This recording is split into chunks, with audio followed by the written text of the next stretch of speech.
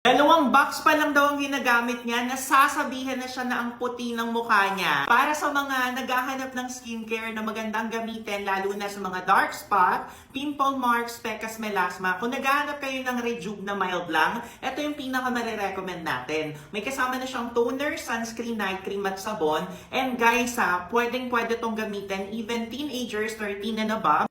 Basta ang hanap nyo, mild na Rejuve. Hindi mo kailangan magbakbak ng sobra-sobra para lang magmukhang glass skin. Yung effect na marereceive mo dito, parang glass skin na natural looking lang. Kasi po, hindi siya todo bakbak. Micro-peeling lang ang effect. Ang pinaka-target niya is more on your dark spot, pimple marks, mga pimples, whiteheads, at blackhead.